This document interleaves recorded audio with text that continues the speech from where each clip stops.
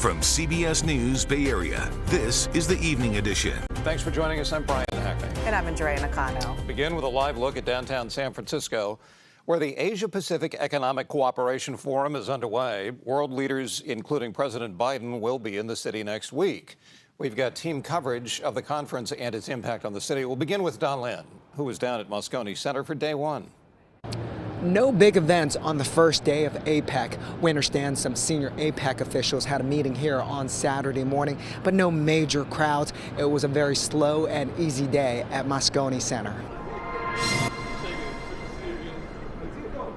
People coming in and out of Moscone Center tell me they're mostly setting up their company's tables and exhibits to get ready for Monday. Outside, police officers are standing at every street corner. While the fences are up, no security checkpoints or closures, at least not yet. The major closures don't happen until Monday. I'm already having difficulties getting around because of the gates putting up. Alexandra Alver lives in one of the several senior housing complexes across from Moscone Center. I don't think I'll be able to go out, really. I've been stocking up on my, household supplies and whatnot. Like Alexandra, many seniors tell me they've rescheduled doctor's appointments and are preparing the week like a pandemic lockdown. Never been this locked down before, so you have to shop and everything before it happens. I did my laundry yesterday. I did some shopping last night and this morning. I think I'll be okay now for the rest of the week. Joyride Pizza is located in Yerba Buena Gardens. They've decided to close on this Wednesday, Thursday, and Friday because of the street closures. I will have problems with the deliveries, DoorDash, parking, everything is closed. The manager says business was slow this Saturday compared to a typical Saturday. My services have people and have DoorDash. Even though Yerba Buena was opened, the area was pretty quiet for a weekend. And despite the inconvenience, Alexandra supports the conference. She hopes it'll be a nice reset for San Francisco in terms of its image. I hope this is going to be a good meeting between all the people involved and make the world a better place. A lot of the seniors who live around here say they're going to make their final grocery runs on Sunday. They just don't want to deal with the security checkpoints. While roads are still open today near Moscone Center next week, it'll be tough to get around. There will even be lane closures on the Bay Bridge. Gianna Franco has that. There will be a lot of street closures and disruptions in and around San Francisco for APEC. So here are some of the ones you really need to be concerned about. If you are commuting or you live or work near the Moscone Center, this is the bulk of the street closures that will be in place.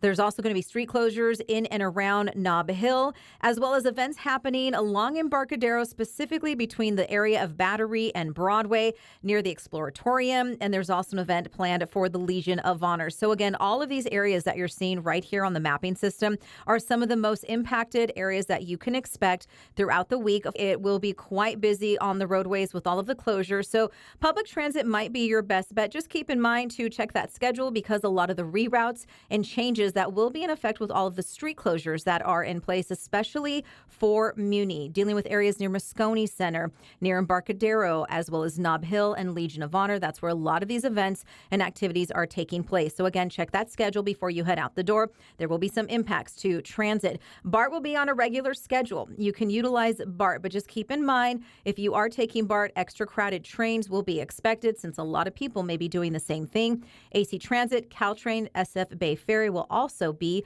running on a regular schedule throughout the APEC conference. With APEC officially underway, we've talked about the traffic and the economic impact, but what is the purpose of the international meeting? Max Darrell joins us in the newsroom to explain. The Asia-Pacific Economic Cooperation, or APEC, was formed in 1989. There are 21 member economies that participate in this international forum. Now, the original point was to promote free and open trade and investment in the Asia-Pacific region. Now, its issue scope has expanded to include more topics and issues. World leaders, dignitaries, and delegations from APEC's 21 member economies are descending upon San Francisco for this year's annual meeting. It's the first time the United States has hosted the summit since 2011, and the third time it has taken place on U.S. soil since APEC's formation in 1989. Hosting the summit is a big deal for a lot of reasons, including the boost it'll likely bring to the local economy.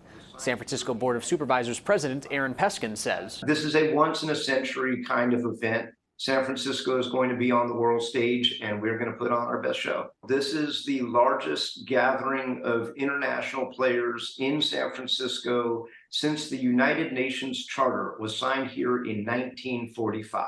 APEC, however, is more of a forum than a decision-making body, says UC Berkeley's distinguished professor of political science, Vinny Agrawal. This is a big deal in the sense that we have real societal and governmental groupings working together, thinking about, to put it very simply, how can we improve the world? While it has an economic focus, the meetings among members will cover a wide range of topics. The Asia-Pacific Economic Cooperation Forum is a multilateral forum in the Asia-Pacific that deals with a host of issues, including the economy, investment, green technology, high technology, inclusivity, and issues that we need to talk about amongst ourselves.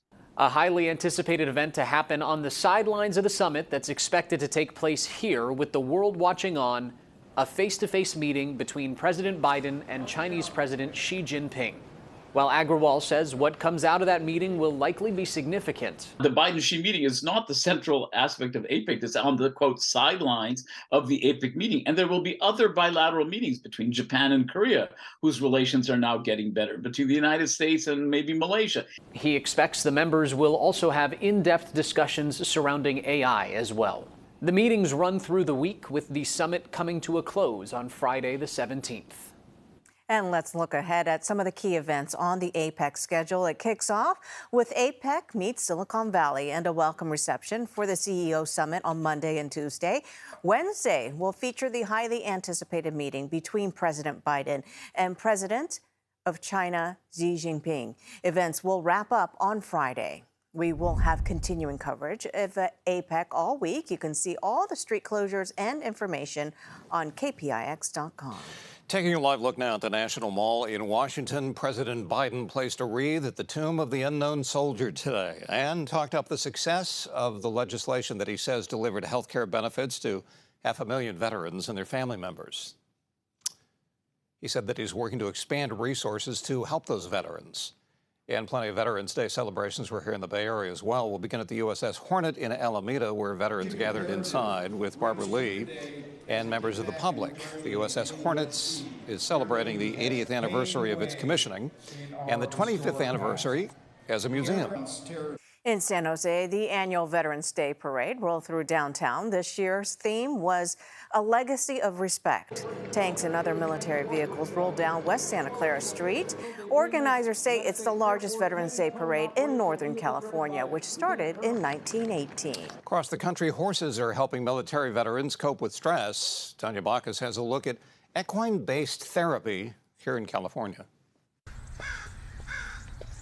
On this ranch in Solvang, California, Marine veterans are making a special connection with horses. It's far beyond anything I could have ever comprehended for myself. After deployment to Afghanistan, Marine Corps veteran Susan Welch says she was left struggling to cope with a traumatic brain injury and post-traumatic stress disorder. I drank a lot, I whined a lot, I just didn't have any kind of purpose, just floundered along. My relationships went down the drain. After trying different therapy methods, she came to Monty Roberts' Horse Sense and Healing. We're going to go for a 12 o'clock join up now. Roberts, who was Queen Elizabeth's horseman, revolutionized horse training by using gentler methods. He believes establishing a trusting relationship with a horse can have deep healing power, demonstrated by a veteran trainer at Roberts' latest retreat. The horses are the difference. You can only talk human to a certain degree.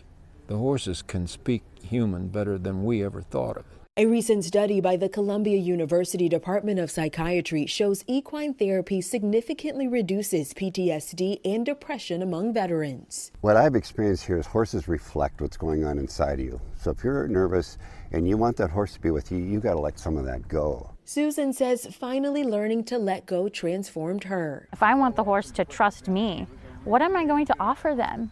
You have to be willing to give that vulnerability, and it's impacted my relationship with my kids and family and friends. A change she feels wouldn't have been possible without her experiences on this ranch. There are a number of horse therapy groups in the Bay Area tailored to the needs of veterans. In Vallejo, a shooting last night sent one juvenile to the hospital. Police say it happened after a football game at Vallejo High School. We found the victim on Nebraska Street with a serious but not life-threatening gunshot wound. There's no word on arrests. They say a heightened police presence is planned at the school.